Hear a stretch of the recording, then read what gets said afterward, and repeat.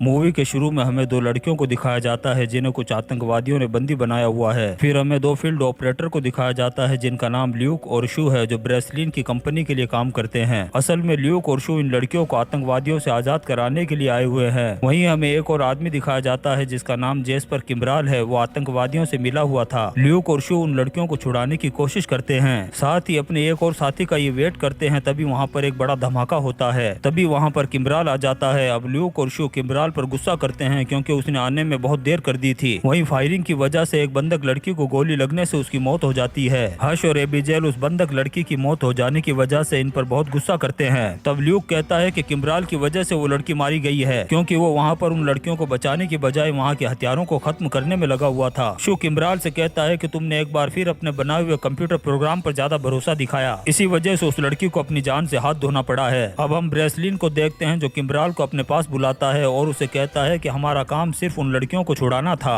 और तुम उनके हथियारों को खत्म करने में लग गए। ब्रेसलिन उस पर गुस्सा करते हुए कहता है कि मैंने तुम्हें पहले ही कहा था कि तुम्हारा कंप्यूटर प्रोग्राम पूरी तरह से कंप्लीट नहीं हुआ है। तुम्हें उस पर भरोसा करने की बजाय अपने साथियों पर भरोसा करना चाहिए था। तुम्हारी गलती की वजह से वो लड़की मारी गई है। ये कहकर ब्रेसलिन किम्ब्राल को कंपनी से निकाल देता है। फिर किम्ब्राल वहाँ से चला जाता है। ब्रेसलिन सू से भी कहता है कि आइंदा से कभी ऐसी कोई गलती ना की जाए जो किम्ब्राल ने की है। फिर ब्रेसलिन सू को कुछ ऐसी चीजें बताता है जो जेल से निकलने में काम आती हैं, जो ब्रेसलिन ने खुद यूज की थी। फिर सीन चेंज होता है और हम एक साल बाद चाइना के संघाई शहर में शू को देखते हैं, जहां शू अपनी एक फ्रेंड से मिलने के लिए जाता है। शू की फ्रेंड ये चाहती थी कि शू उसके भाई यूशेंग की सिक्योरिटी का भी ध्यान रखे क्योंकि यूशेंग ने एक सैटेलाइट कंपनी का पैटर्न अपने नाम करवाया है। एक दूसरी कंपनी ने यूशेंग से ये पैटर्न कई बार खरीदने की कोशिश भी की है, लेकिन यूशेंग ने उन्हें हर बार मना किया है। इसलिए रूसो नाम की उस कंपनी से यूशेंग की जान को खतरा है और यूशेंग एक पार्टी से मिलने के लिए बैंकॉक जा रहा है। शू चाहती है कि शू भी उसके भाई के साथ बैंकॉक जाए ताकि उसकी जान को किसी भी तरह का कोई खतरा न हो। फिर हम बैंकॉक में शू और यूशेंग को देखते हैं। यूशेंग ने बहुत ज्यादा शराब पी ली थी जिससे वो काफी नशे में था। तभी वहाँ पर इन पर कुछ गुंडे हमला कर देते हैं और शू यूशेंग को बचाने के लिए उन गुंडों से फाइट करता है, लेकिन वो गुंडे शू को बेहोश कर देते हैं और जब शू को होश आता है तो अपने आप को एक जेल में पाता है। यहाँ पर उसे एक कंप्यूटर द्वारा आवाज सुनाई देती है जिसमें उसे बताया जाता है कि उसे यहाँ पर कैद कर लिया गया है और वो इस जेल का नाम हेडिस बताता है। यूशेंग को भी यहीं पर कैद कर दिया गया है और इस जेल में कैदियों की आपस में फाइट भी करवाई जाती है। अगर कोई फाइट करने से मना कर देता है तो उसे सख्त सजा दी जाती है। अब इस जेल में शू की एक अकाला नाम के कैदी से फाइट करवाई जाती है। शू उस कैदी को बहुत जल्दी पछाड़ देता है। उस कैदी को पछाड़ने की वजह से शू को इनाम के तौर पर 2 घंटे के लिए सेंचुरी नाम की जगह पर रखा जाता है, जो उस जेल से बिल्कुल अलग थी जहाँ पर सुकून और आराम था। दूसरी तरफ ब्रेसलिन, हर्ष और लू को भी शू और यूशेंग के गायब होने की खबर पता चल जाती है। अब ये सभी भी उनका पता लगाने की कोशिश करने में लग जाते हैं। एबिजेल हर्ष को बताती है कि इसमें रूसो कंपनी का हाथ हो सकता है। अब ये उस रूसो कंपनी के बारे में भी पता लगाने की कोशिश करते हैं। यहाँ पर इन्हें पता चलता है कि रूसो कंपनी अपने पैसे एक ऐसे अकाउंट में जमा करती है जो प्राइवेट और अनजान है। अब इस कंपनी के बारे में पता करने के लिए ब्रेसलिन अपने एक फ्रेंड डेरोसा के पास जाता है। फिर ये रूसो के लोगों से कंपनी के प्राइवेट अकाउंट के बारे में इंफॉर्मेशन जानने की कोशिश करते हैं। तभी इन पर कुछ गुंडे हमला कर देते हैं। ब्रेसलिन और डेरोसा भी उन लोगों पर गोलियां चलाते हैं। वो गुंडे रूसो के लोगों को भी गोलियां मार देते हैं जिससे उनकी वहीं मौत हो जाती है। उधर लू भी अपने दोस्त शू का पता लगाने में लगा हुआ था। तभी उसे एक आदमी का पता चलता है। वो अपनी गाड़ी को उसके पीछे लगा देता है। वो आदमी लू को देख करके भागने लगता है और लू की गाड़ी को एक गैराज में बंद करके वहाँ से निकल जाता है। उधर एडिस जेल में वहाँ का वार्डन शू के पास आता है। वो शू से कहता है कि अगर यूशेंग वो सैटेलाइट पैटर्न हमें दे दे तो हम तुम्हें छोड़ देंगे। शू यूशेंग को वो पैटर्न देने की बात कहता है। यूशेंग शू से कहता है कि अगर ये किसी गलत आदमी के पास चला गया तो दुनिया खतरे में आ जाएगी क्योंकि इससे दुनिया के किसी भी सिस्टम को कंट्रोल किया जा सकता है, चाहे वो दुनिया की किसी भी कंट्री की एटमी पावर ही क्यों ना हो। इसलिए यूशेंग वो पैटर्न देने से मना कर देता है। तभी वहाँ पर शू किम्ब्राल को देख करके हैरान हो जाता है। किम्ब्राल शू से कहता है कि कुछ महीनों से उसे भी यहाँ पर कैद किया गया है। शू देखता है कि कुछ कैदियों को खाना बनाने के लिए उनकी आंखों पर पट्टी बांधकर किचन तक ले जाया जाता है। शू उनसे हेल्प करने की बात कहता है लेकिन वो कैदी उसे मना कर देता है। अब शू एक प्लान बनाता है। वो जानबूझकर अकाला से फाइट करता है ताकि इलाज के बहाने से वो वहाँ के हॉस्पिटल को देख सके और किसी डॉक्टर से हेल्प ले सके। लेकिन जब शू को हॉस्पिटल ले जाया जाता है तो वो ये देख करके चौंक जाता है कि वहाँ पर कोई भी डॉक्टर इलाज करने के लिए नहीं है, बल्कि वहाँ पर तो रोबोट है जो जख्मी कैदियों के इलाज करने के लिए रखे गए हैं। फिर यहाँ से शू को वापस उसी कैद खाने में ले जाया जाता है। वो अकाला से कहता है कि मैंने जानबूझकर ये फाइट की थी